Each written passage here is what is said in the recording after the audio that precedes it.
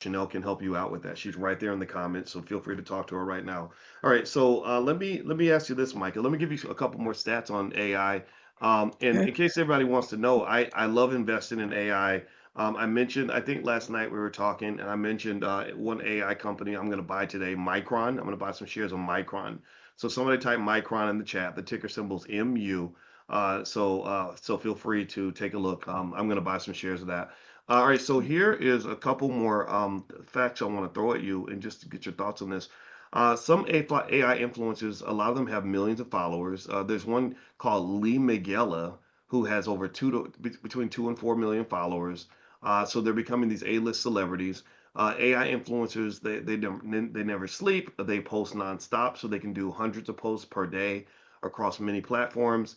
Also, there are now entire influencer people being created as intellectual property. So AI influencers are being treated as intellectual property. So companies can own them outright and license them forever. A fourth or fact I'll throw out at you is that AI influencers are replacing human brand ambassadors. So a lot of finance, beauty, fashion, and tech brands are quietly cutting their human influencers and replacing them with AI. Does that bother you, or how do we adjust for that? I mean, that just sounds like it's a like a train that's just moving down the tracks and we can't stop it. How do I not feel bad about what I'm reading there, especially if I'm trying to be I mean, I don't think I'm an influencer. I'm a finance professor, but whatever. I mean, it's I don't know. It's kind of a strange world we're moving into. If I'm being honest, I guess because I'm not necessarily an influencer, I don't feel bad, right?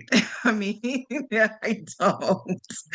I really don't. My thing is like, okay, it kind of sounds like that's a personal problem a little bit, right?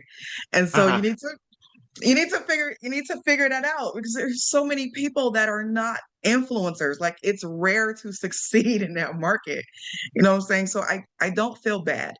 Again, look at the opportunity. And this is why I've gone through and taught people how to build influencers. Because like you mentioned, if there's room for Mickey Mouse, if there's room for Pooh Bear, if there's room for Sailor Moon, okay, there's room for you to create a fictional character with a narrative that connects to others and be able to prosper and profit from it. Do it. So what you're telling me absolutely does not surprise. And I actually surprised me. Like I love the data. The data says all the data is telling me is that this works. One over 1 million followers, like that tells me like, okay, people are connecting with the image. They're connecting with the voice. They're connecting with the narrative. They're connecting with the photo shoots and the styles. Learn how to do it and make your own. Learn how to create something unique. Like just honestly, Mm. like do it because you can do it a whole lot more affordably than you could if you were trying to run a modeling agency or influencer agency.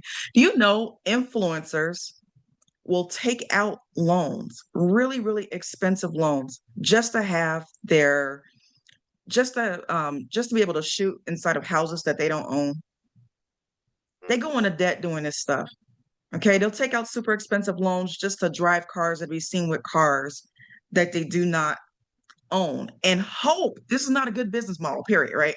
And hope that they'll be able to make the money back. Okay, that means that Wow. somebody has to pay them for the time or pay them for the shot, and it may or may not happen. Or they have to have their own product, right? And that can be a crapshoot sometimes. Mm. So again, sounds like a personal problem. It gives a perfect opportunity for just the average everyday person to create something that is commercially popular and acceptable, right? And it drive traffic to their own stuff and even other people's stuff as well. So if I wanted to learn how to create an AI influencer, does AI Empire Society have stuff available for people that want to, learn from you? I know you've done this. You created Mhm. the AI music video, which was really awesome. I mean, it was something that if someone showed it to me, I wouldn't know that it was AI that was created by you, right? Do you show people how to do things like that? Yeah, absolutely. We did a influencer class just a few weeks ago. I actually think like around like mid-October, and it was recorded. It is in there, and like I keep mentioning, like we're continuing to expand on it because there's so many different ways that you can create an influencer because the technology keeps changing, right? And so I'm actually looking forward to moving more into that in January and kind of being like, hey, this is the next step in this process. I just sat on a class the other day, actually yesterday, with a colleague of mine. Both of us teach AI, and there's a lot of like women out there making I guess you could say, making a killing, pushing out their own AI influencer, and they are getting deals from Walmart. They're um, getting deals through TikTok. They're getting deals through Amazon. Being able to take other people's products and show their AI influencer using it and driving back affiliate traffic to that. So, Mm, and I believe like as long as you are being safe with on the platform by mentioning this is AI generated content again, so that there's transparency and the viewer knows, it works. The brands love it.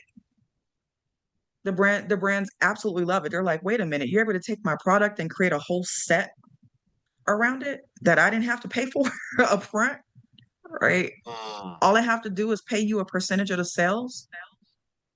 They're with it. Interesting. Okay, okay.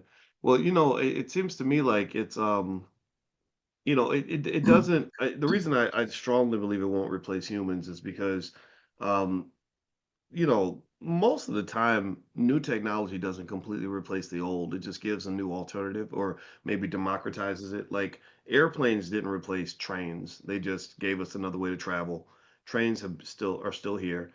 Before trains were the only game in town, and then you had the option of taking a flight.